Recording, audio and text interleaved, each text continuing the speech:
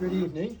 Thank you all for coming out this evening and joining us here at Waterstones Winchester High Street for an evening with Clare Whitfield. We'll be talking about her two novels, People of Abandoned Character, which is out. We'll talk about that in a moment, and her new novel, just out in paperback now, The Gone and the Forgotten.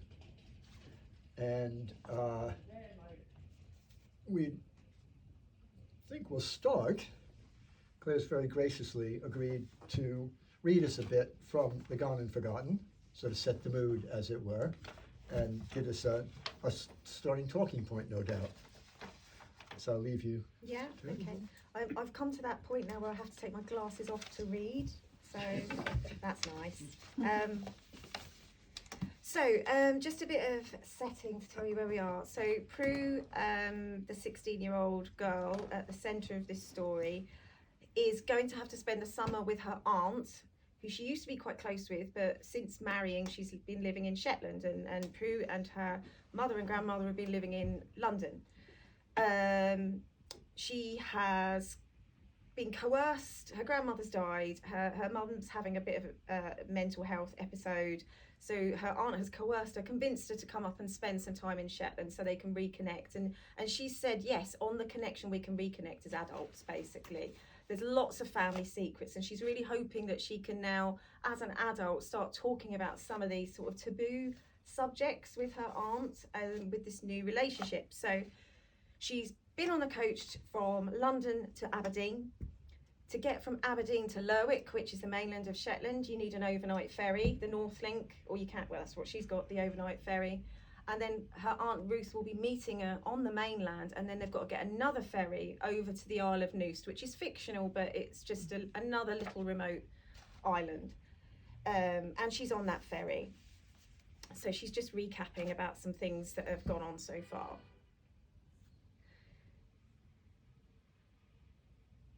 Several cars had turned up to travel over the short stretch of water. Once parked up, Ruth insisted they go to the viewing deck. What for? To look at more grey skies and get thrashed about the face by wind? Prue bit her lip, forced a smile, and followed her aunt. Under the sound of the wind, the engine drummed, somewhere between a drone and a trug, vibrating every bone. Again, noisy gulls chased the white foam whipped up by the ferry. What was this perpetual obsession people had with the sea? Prue told Ruth she was going to get a hairband from the car and went back to the parking bays. She had got her rucksack from the boot and was sitting in the car when she stuck her hand into a pocket and instead of a hairband, found a forgotten £10 note Nana had given her months ago. Prue gripped the tatty old note in her hand. It stank of Nana's house, menthol cigarettes. She missed Nana, overbearing, rigid, and casually bigoted opinions and all. Nana had always told her she was a special girl. So special, she wasn't even born like the other children and didn't need a daddy. Nana told her a fantastical story of how one day her grandfather had been digging over the borders in the garden and found a baby girl in the mud. He saw a naked foot in the earth and pulled her out, and that's how Prudence Mary MacArthur came to be. Years later, Prue would work out that he couldn't possibly have dug a hole in the first place because the man had died before she was even born. Not that timing was the only thing wrong with the story. At 16, she'd have a whole host of other problems if she thought babies came from the ground. But her grandmother liked to make things up. Like when she told Prue she got her freckles when God sneezed over the cinnamon as he was making her like a biscuit. Her grandmother was also the magnet that kept all the other pieces, Prue, her mother, and Aunt Ruth, from flying out of orbit. She was such a strong, immovable force, the family didn't know how to do anything but rotate around her. This was the woman who called Greenpeace terrorists, said environmentalists were stinky hippies and that crying was self-pity. A&E was only for compound fractures, and even then she'd make you take the bus. No one called for ambulances on her watch. While the world worried about the rainforest, Nana thought they were fools who should wash their net curtains. She watched the same TV shows every day, but never had the sound up enough to hear because of her ornaments on the top. If the sound was up, the glazed gentlewoman with the lurcher at her knee vibrated until she fell off onto the carpet as if she was throwing herself off a cliff. It had been a boring, dull afternoon when the news cut to an interview with a woman campaigning for vulnerable people convicted of crimes. She stood on the steps of a magistrate's court with the sun shining in her eyes, people behind her waving placards and chanting.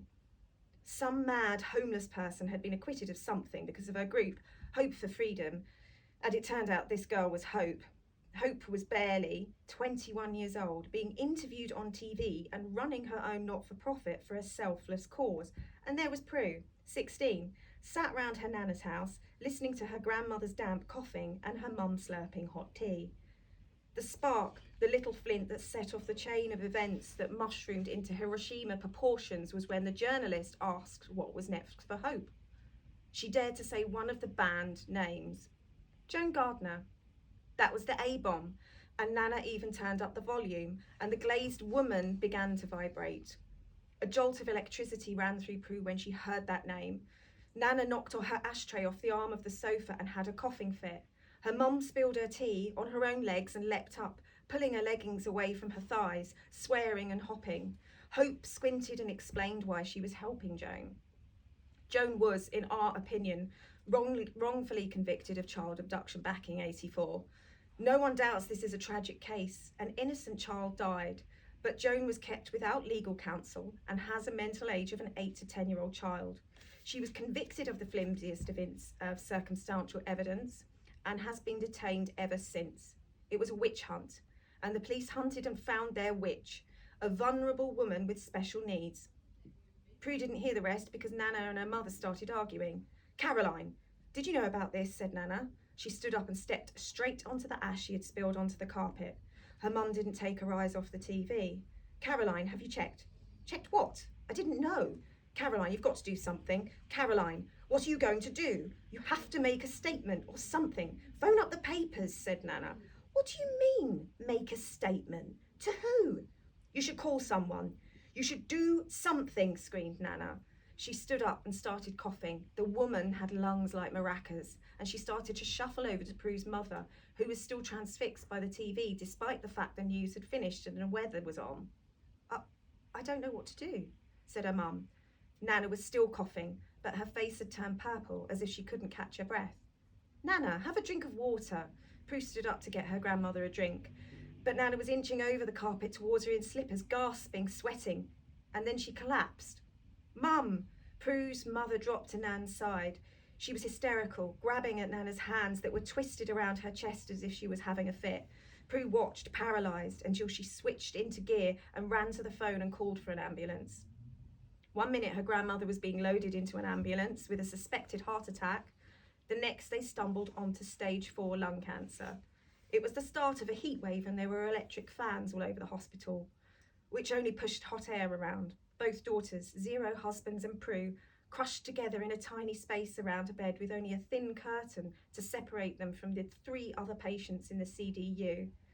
They were stuck in between breathing machines and beeping equipment as Prue's almighty grandmother made repeated attempts to either get up or die. Occasionally the nurses stopped chatting and laughing at the reception desk and came in and pumped more morphine into her. They realised she was dead when she stopped writhing and lay completely still with the machine still inflating her lungs. Moments later, Nana's skin had turned bright yellow, and when they took the mask off her face, her mouth was stuck in a wide-open scream from where the machine had forced air into her lungs for so long. Prue wished she hadn't seen that. The subject of Prue's mystery father wasn't the only thing that was never to be discussed. They were not permitted to mention the name Joan Gardner or anything about what happened, but Hope hadn't been briefed on the MacArthur family policy of stoic silence on all unpleasant matters when she had gone blurting that out on TV. That's it. Very good. Thank you very much. That sets up a lot of the novel, because we know that Prue is going up to Shetland Isles, and also something of her home situation and what precipitates her going up to Shetland. But lots follows on from that, which we won't discuss in too much detail because that would be spoilers.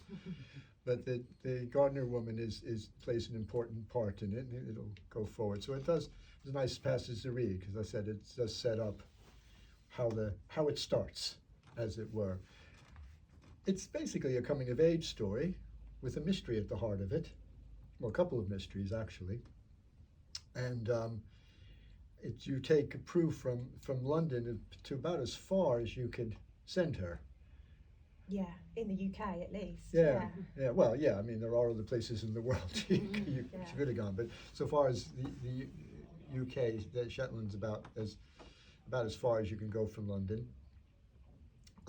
So was, I mean, obviously you wanted to get your character out of London and out of her natural habitats. Was there a particular reason for Shetland? Other than it's so far away. Other than it's so, do you know what? No. Well, yes. So basically, my husband is a bit of a sad bird watcher type. And bird watcher type. He's very into wildlife and nature. He didn't tell me that for a good 6 months before, like when we were dating. Came as a surprise. It came as quite a surprise then.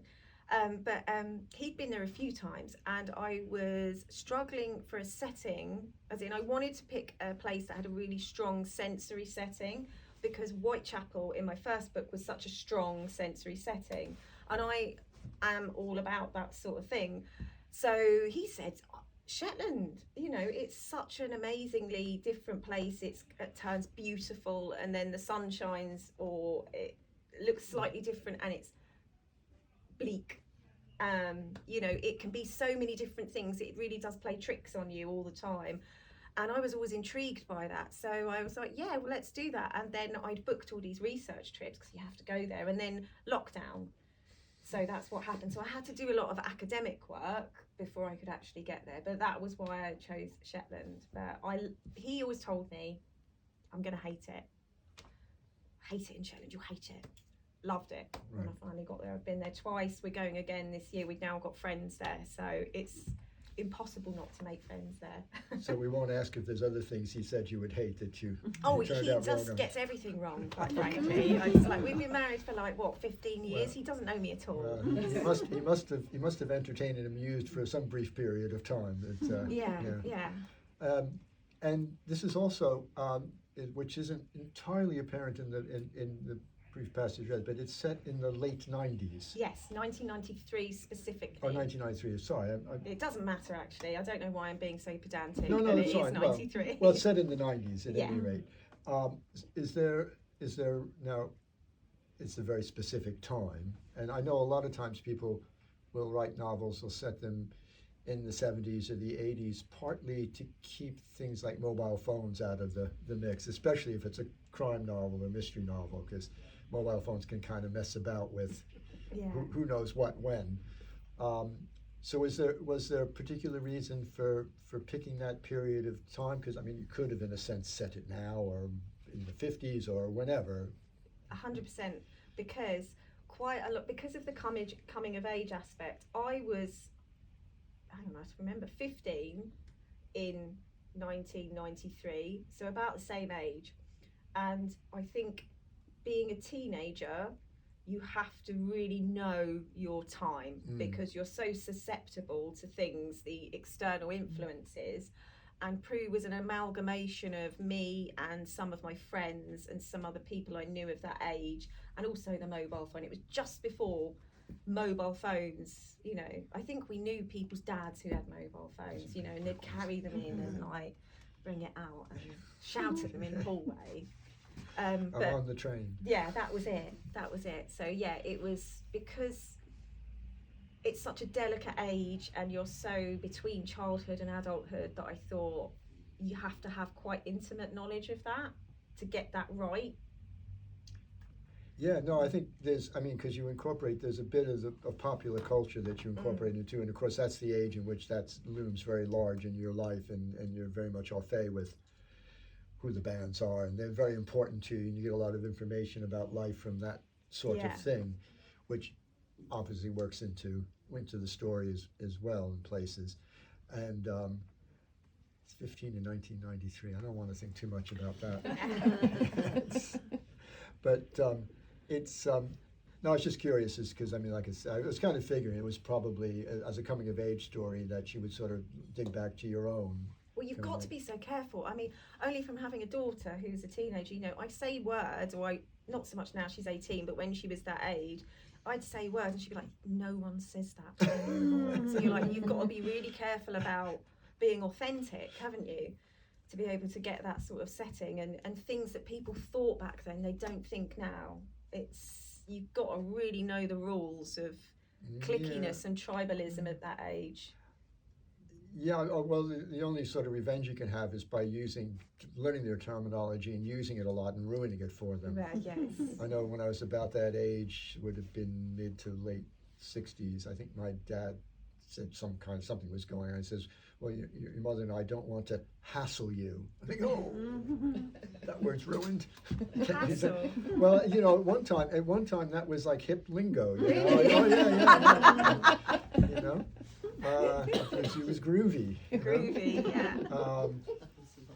So anyway, moving rapidly on from how old I am. I want to hear about more words. Yeah. Well, all I can say, and as I've said this before, I can only apologize to younger people for having used up all the fun then. So Yeah. you didn't think much about leaving fun for anybody else.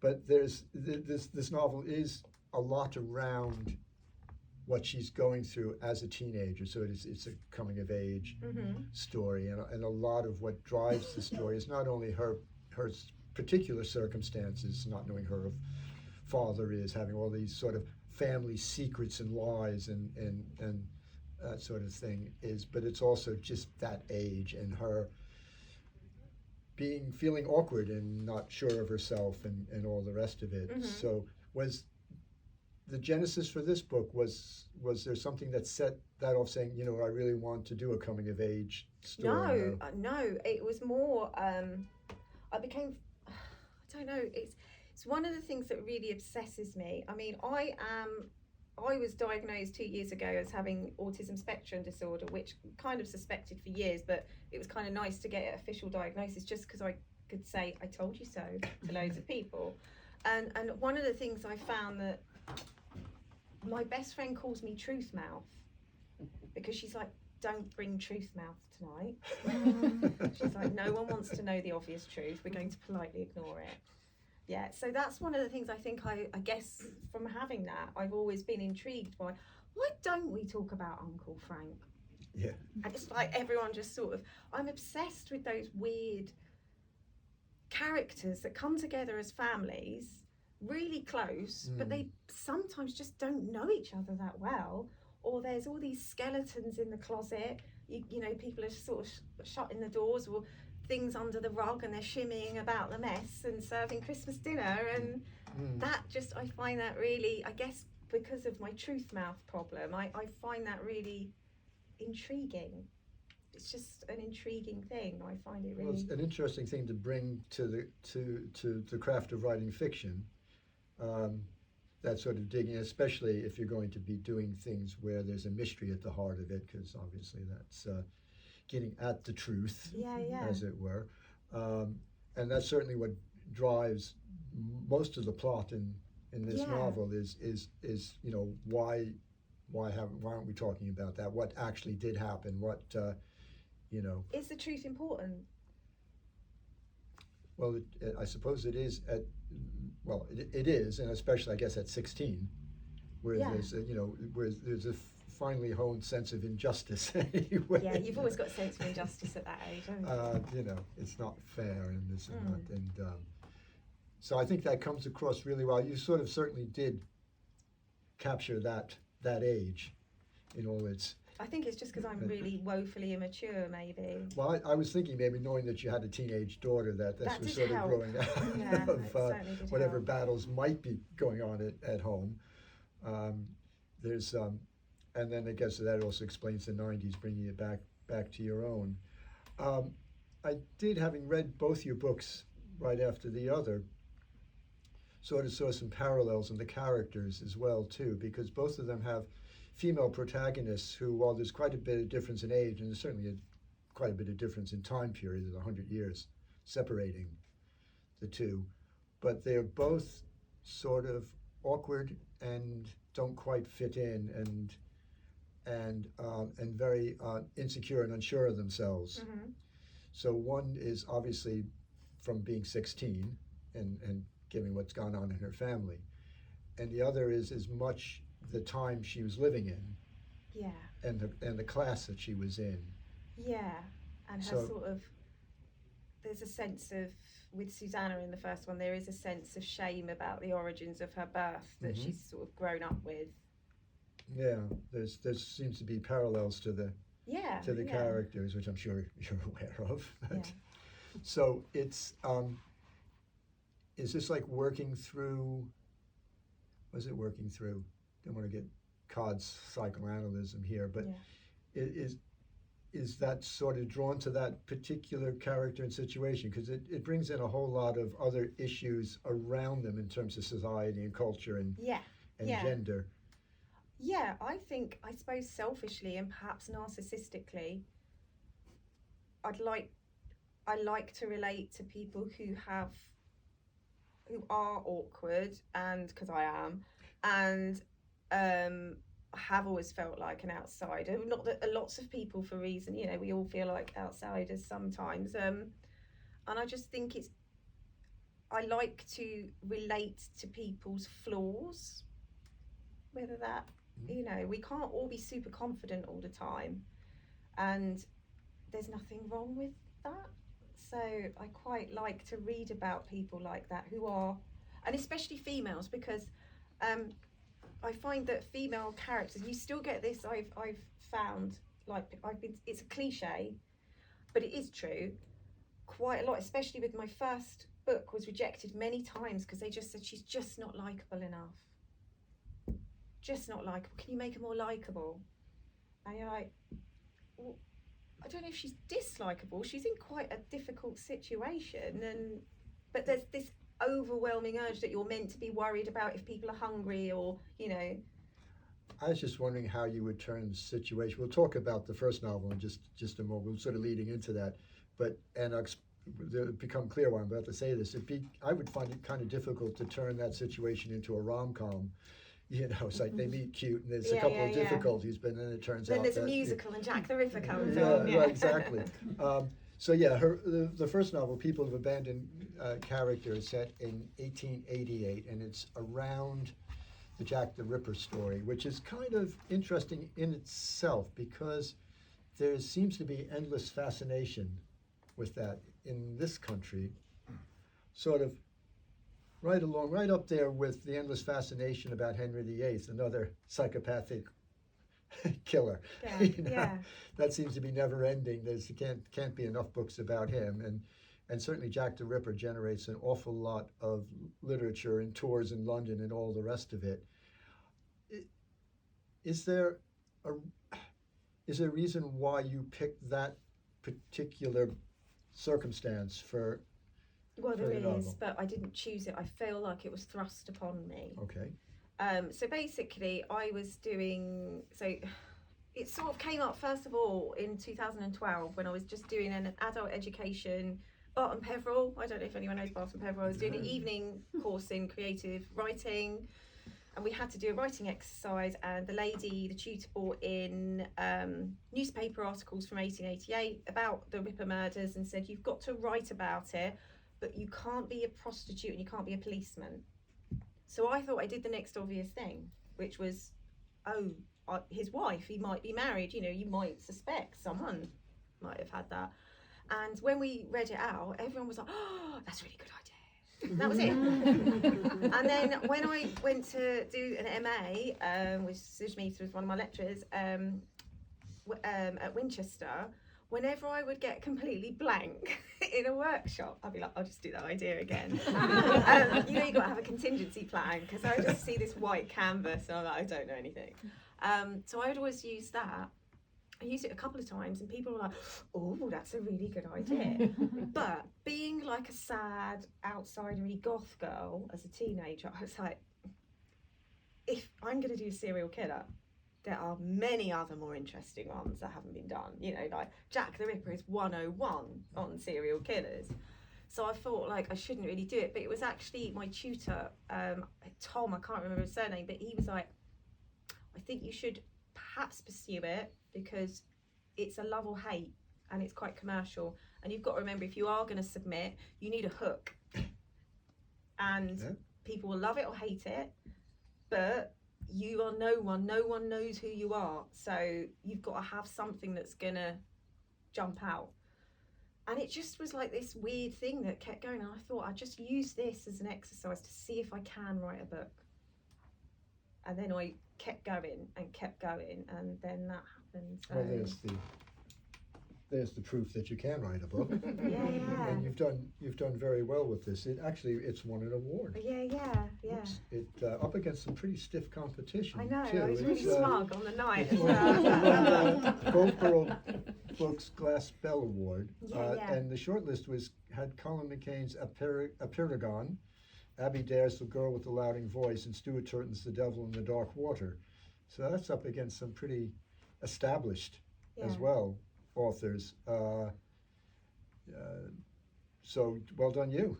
Thank you. It's always nice to And Stu hit right. Turton was there at the Was he? night, Oh, yeah. when it happened, and he was like, said thank you. Oh, not thank you, congratulations. And I was like, yeah, And maybe next and time, you said babe. thank you. No, I didn't say that. I was very polite. You gotta up your game a bit, Stuart. Yeah. But yeah, so no, that's got to be. I mean, on Yeah. a first novel, that's that's. Oh, it's Got to give you amazing. a bit of spark and room for getting on with it. Just taking it to- absolutely, and you need that because it is, as we were talking before, it's quite a tough slog writing. You do sit there, don't you, and think, why have I done this to myself? Why couldn't I be good at computers? I could be working IT. Yeah, I could be a consultant. Yeah, well, I'd say. Yeah, well, yeah. There's no, we're happy you're a novelist because I've enjoyed both of these, and Thank I you. did think the People Who Abandoned Character did come at it from that particular angle, and you did work in a lot of ambiguity as to what about it. It wasn't like you named names as well. We won't say it because we're giving away, but there are twists and turns in it.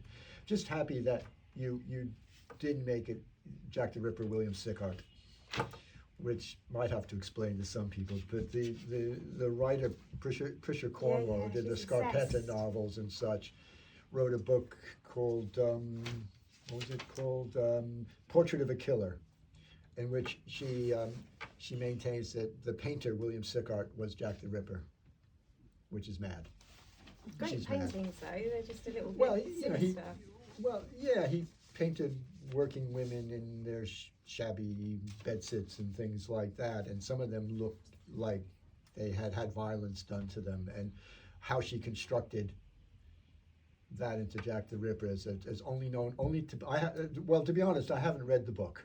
I wouldn't have Classic. I wouldn't have had the patience. It's just mad. So anyway, so I'm just glad that you didn't bring poor old Walter Sickert into No.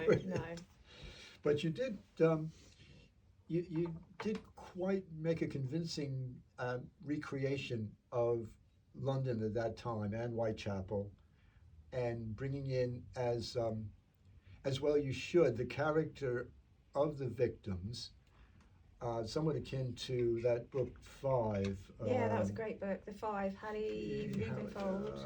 Yeah, that's right, Rubenhold. That's it. Who redresses the balance on that, because we tend to see Jack the Ripper's victims in a rather narrow frame of view rather, that they were prostitutes, and they really weren't. The women of that area, that class, and that time very often had to resort to selling themselves, just simply because very often there was no other way to make a living, or if you reached that point where you were living hand to mouth.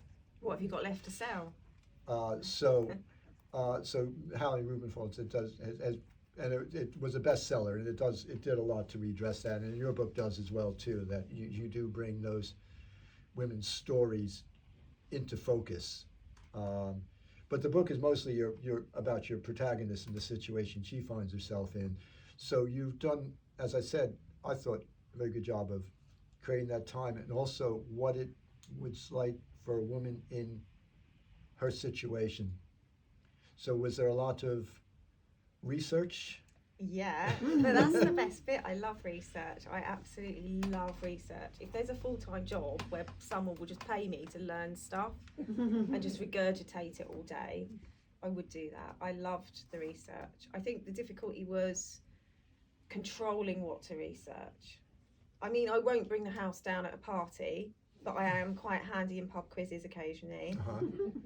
So I think that's what I learned with the first one. I just researched everything and I went off everywhere in all directions. So I was like, when I did a dinner scene, I remember thinking, oh God, what time would they have dinner back then though? And also what would they eat and where would they get it from and stuff like that. And so I really enjoyed, and I even read a couple of PhD papers. I did not need to do that. But you go down the rabbit hole, don't you? And before you know it, you're like, oh, did you know wallpaper was, yeah.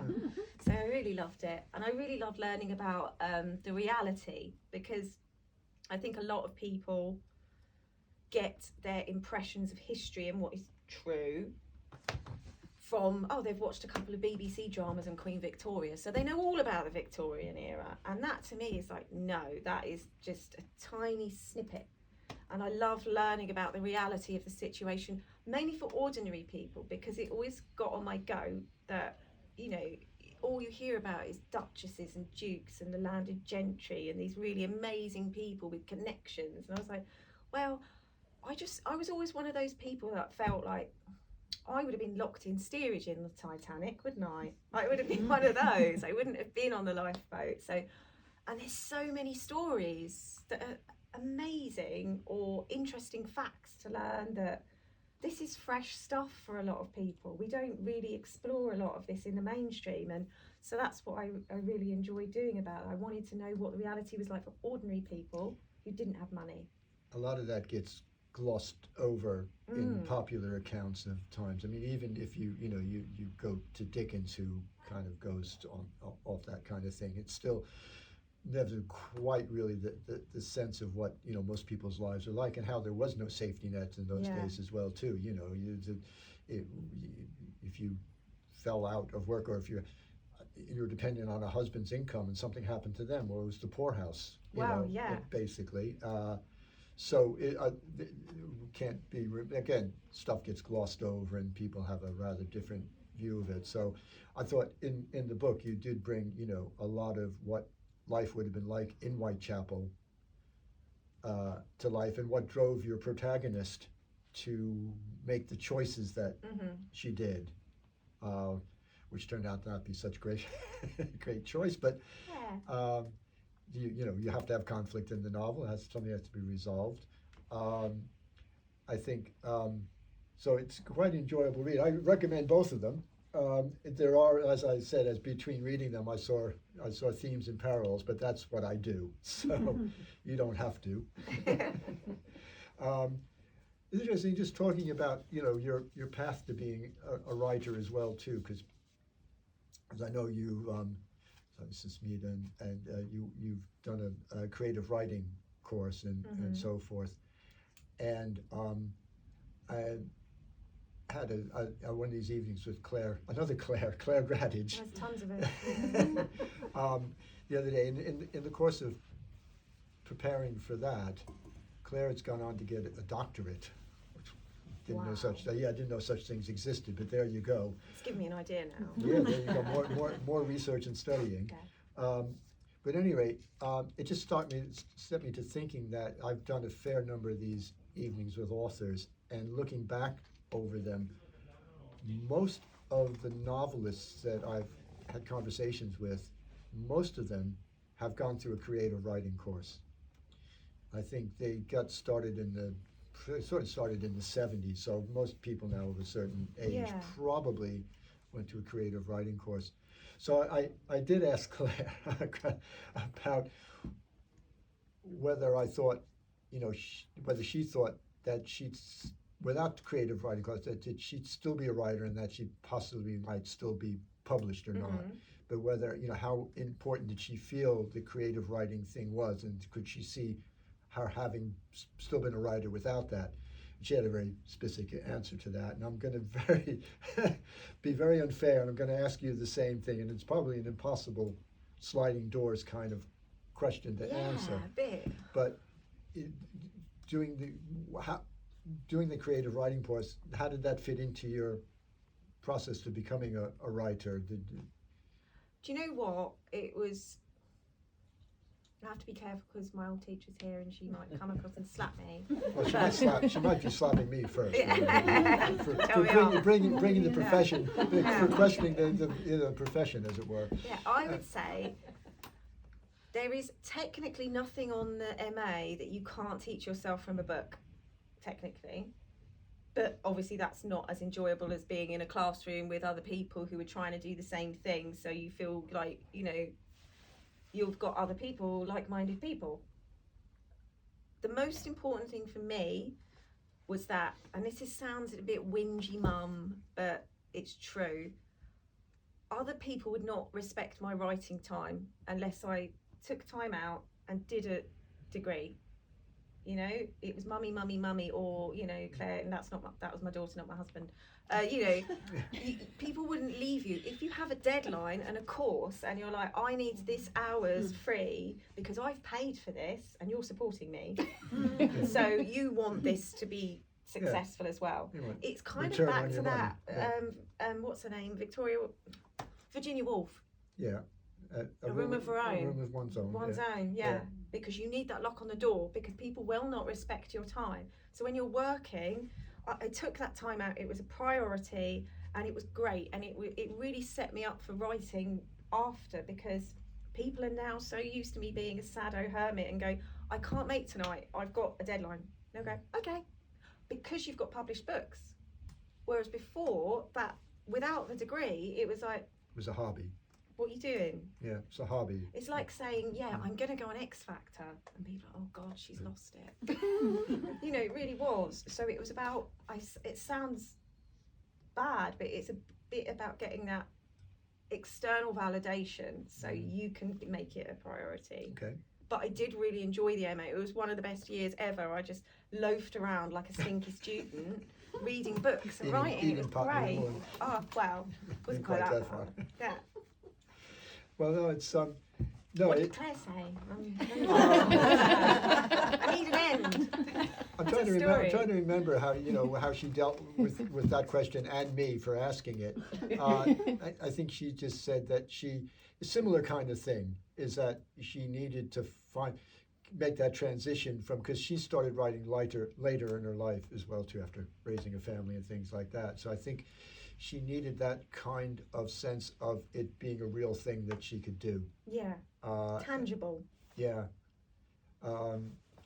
Because, I mean, in the past, I guess people came to being writers and things like that a different way. Perhaps, you know, by going to an Oxford University kind of thing, or having, you know, coming from a background in terms of resources in class where you could indulge that sort of thing, you know. Speaking of Virginia Woolf, I mean, you know, it's, as a matter of fact, you preempted that. I said, there was a question later on, I was going to say, you know, what the writers do all day question.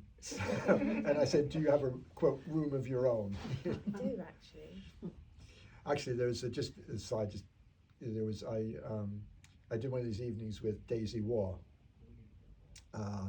And she was talking at one point about how she escapes. She has a pied-à-terre in Rome, if I can mix a French term with an Italian city.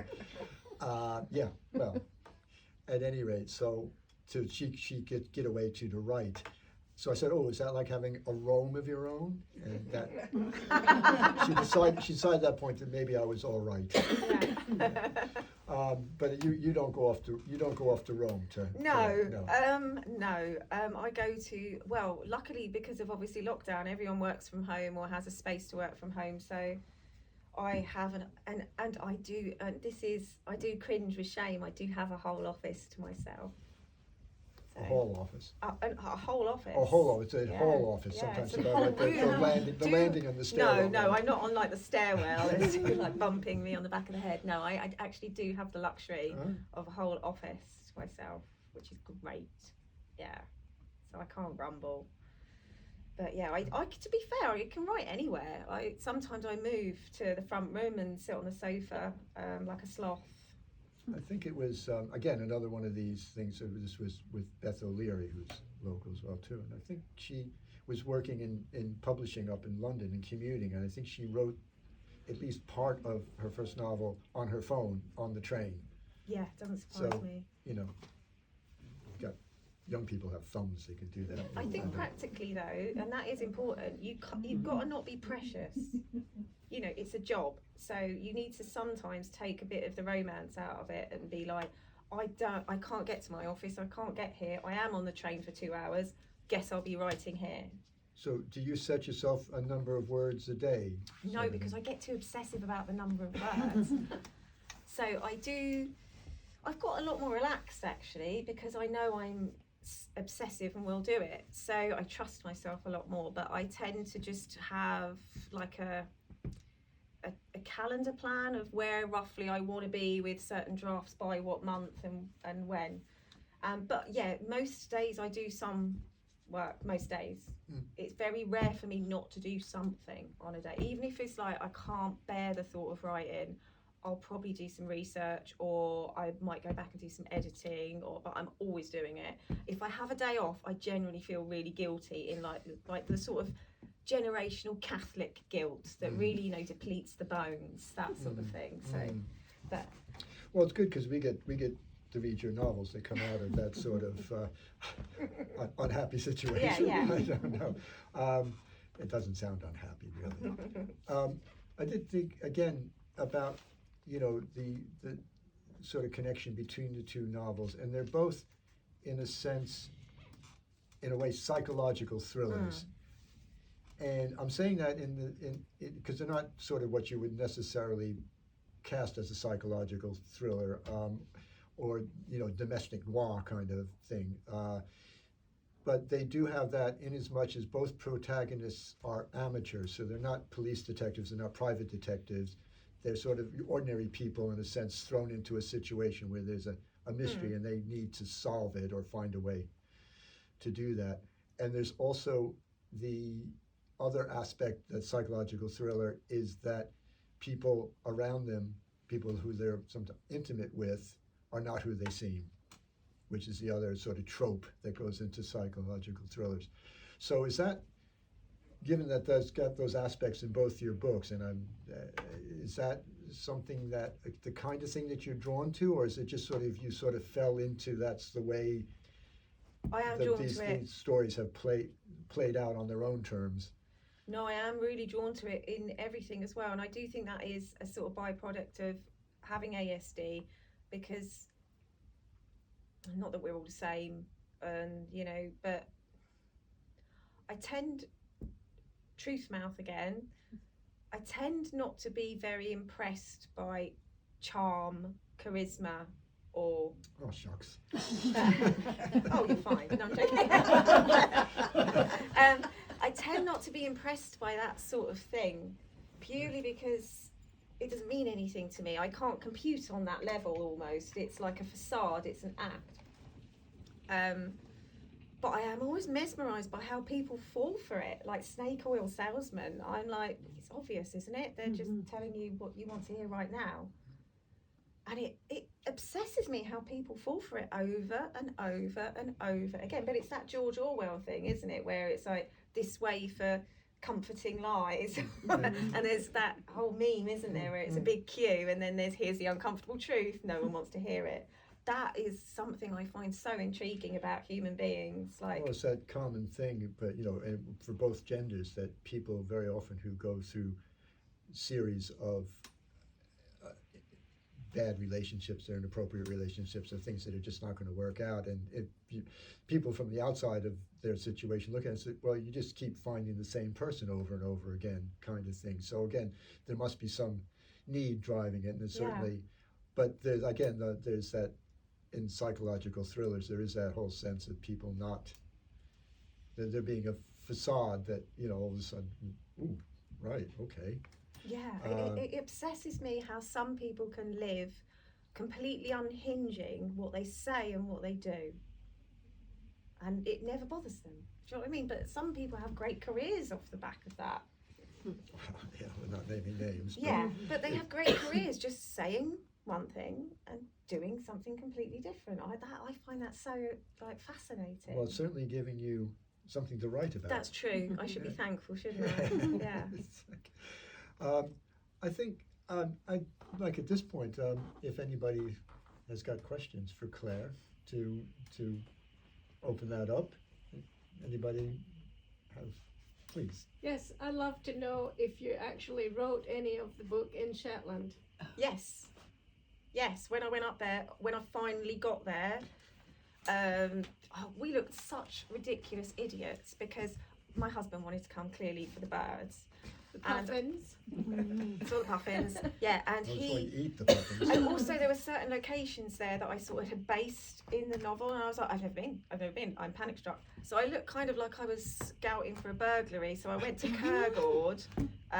So that was the base for the house, it's Kirgord. There's trees there, obviously, an arboretum, is that how you say it? Arboretum. Yeah, and a house which was quite important in World War II apparently. So sort of skulked around there a bit together, and then we went to a couple of places. We went out to dinner to Buster House with some people we'd met and are now friends with, and I used that as the morning room. So there was lots, but also he was like walking around with this huge lens. I always say he's compensating for something. Huge lens, it's embarrassing, like this. And I was there with my phone with one of those plant recognition apps. And we just must have looked, but you know when you're like, I've got a deadline, I don't care what I look like. But his camera, shall we say, is usually a conversation stopper, and that's how we ended up meeting people. And but yeah, it's great, we got friends now. But yeah, I did write quite a bit feverishly. The wildlife, there was also someone's garden who, I can't remember the name of it now, but all the plants in the book were found in Shetland, because there was someone's botanical garden it was.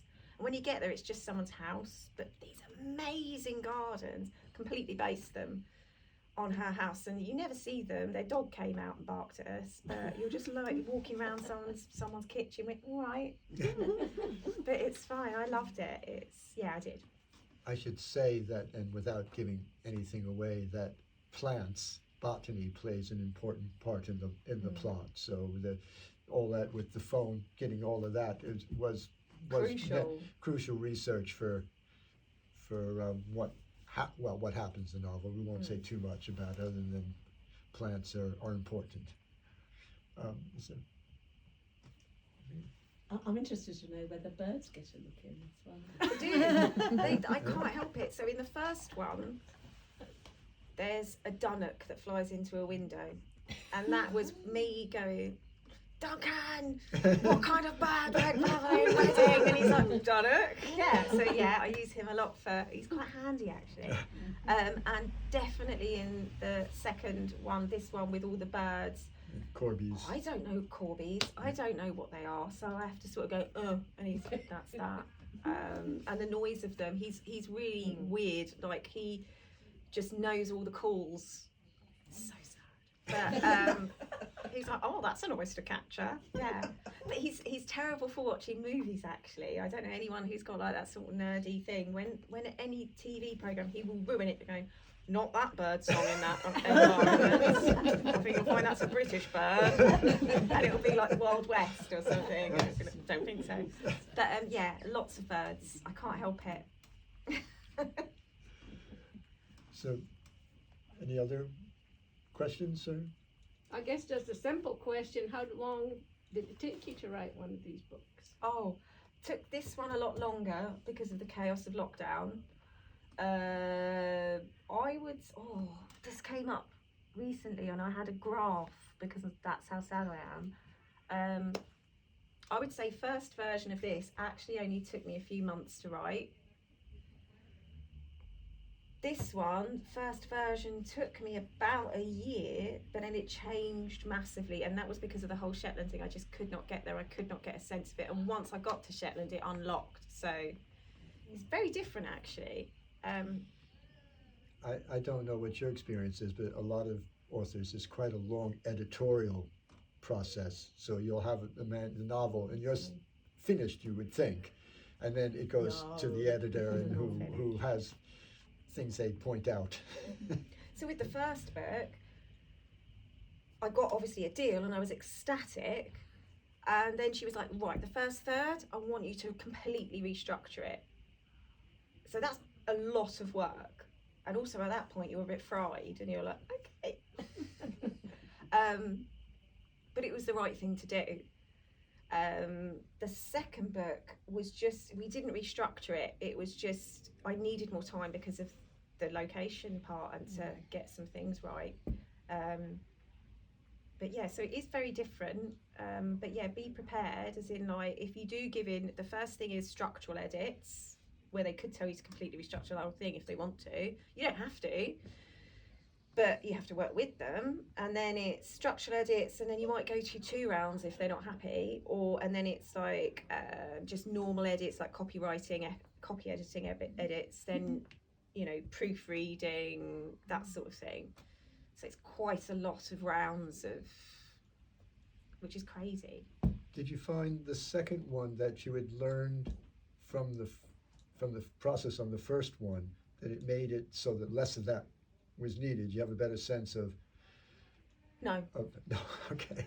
No, I didn't, because it was so different. I would say, because they were such 2 different experiences, 2 different books, despite the obvious linkage, I learned a lot of stuff here, but a completely set of different things here.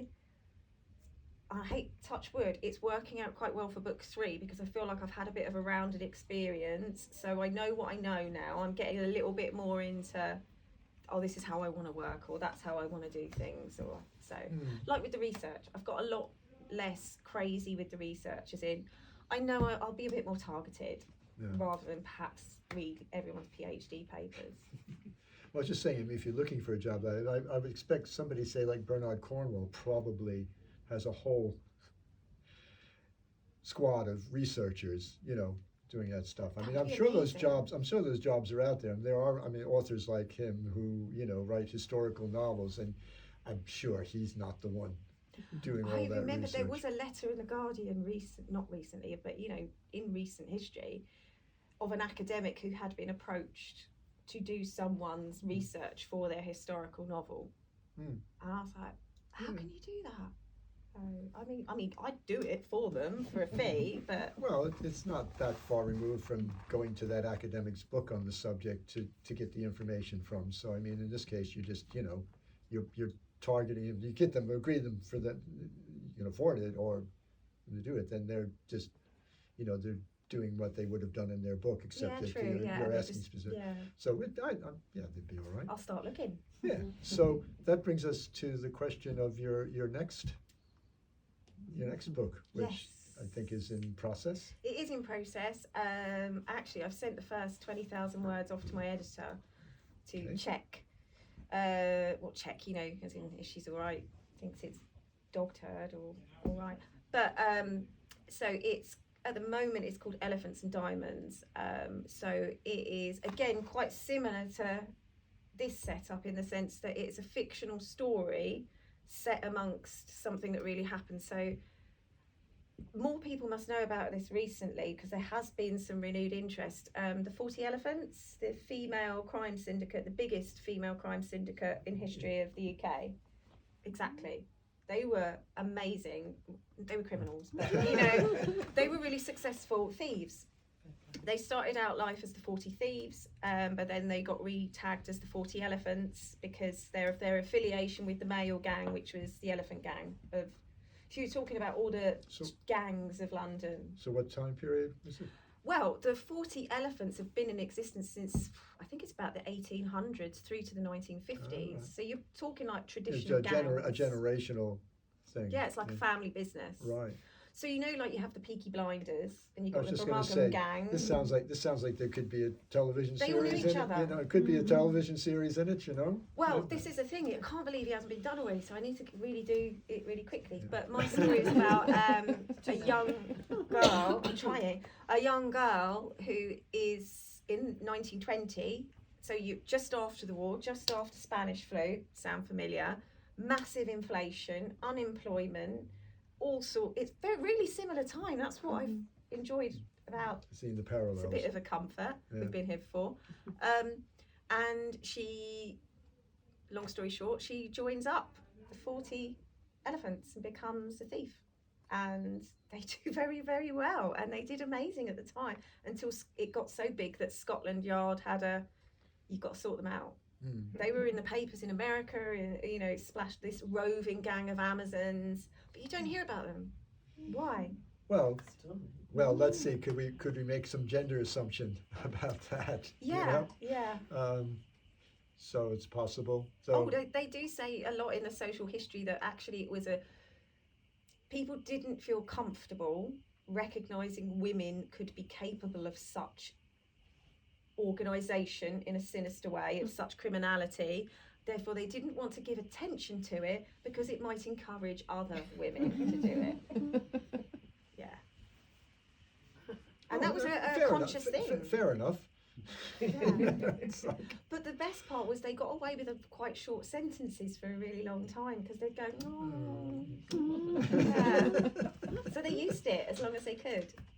well, it sounds like it sounds like it's going to be another interesting read. Just It's a we lot look of forward fun to it. at the Yeah. moment. Yeah. Well, you're having fun doing the research, at any rate, And it sounds just like. behaving really You're- badly. Yeah, I was just wondering. Yeah. I mean, I thought maybe the research also involved a little B&E. No, I really no. I have stolen nothing. I Yeah. promise. But I'm too much of a having scaredy cat. haven't gotten the practice up in Shetland of lurking about people's houses and things. I'm not very good at it, especially not if I've got some bloke with a massive lens behind Well, me. yeah, they might people might remember that bit, Yeah. you know. So, oh yeah, what's those people with the massive lens? Yeah, the bald guy with a massive lens.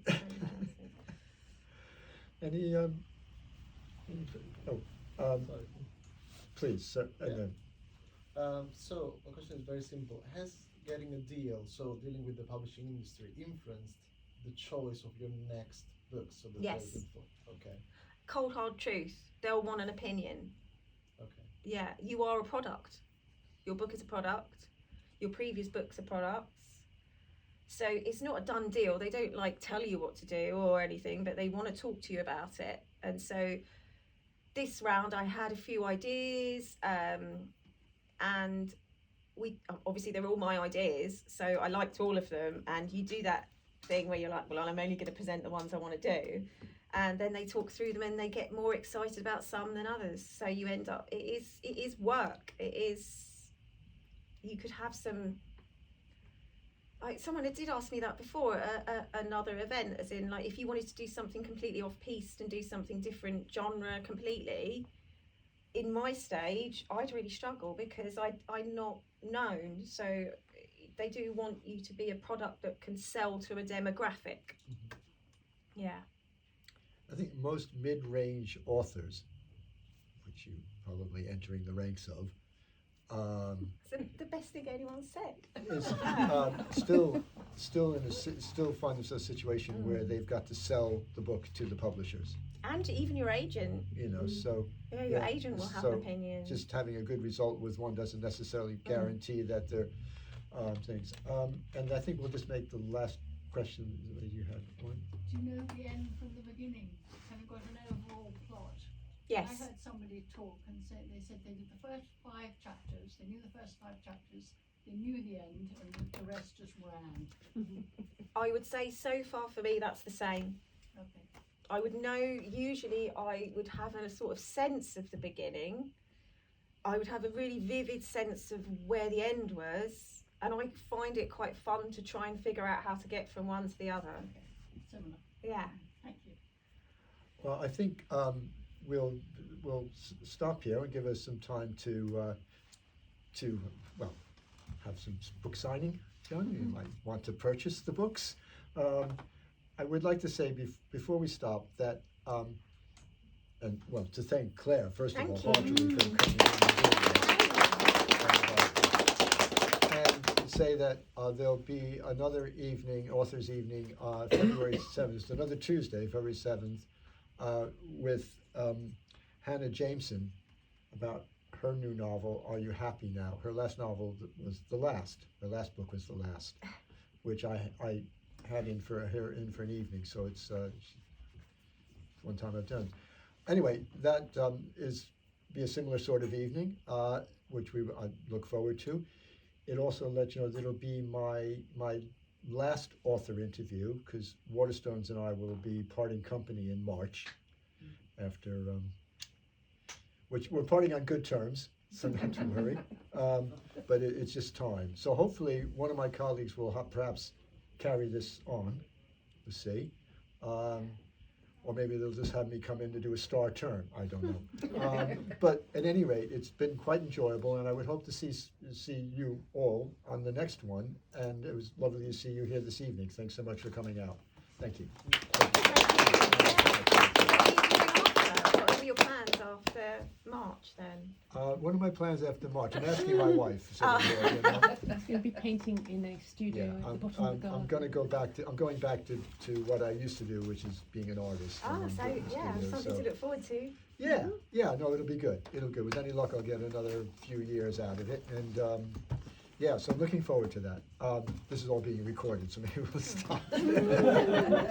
Thank you so much again. Cheers. And do you want to?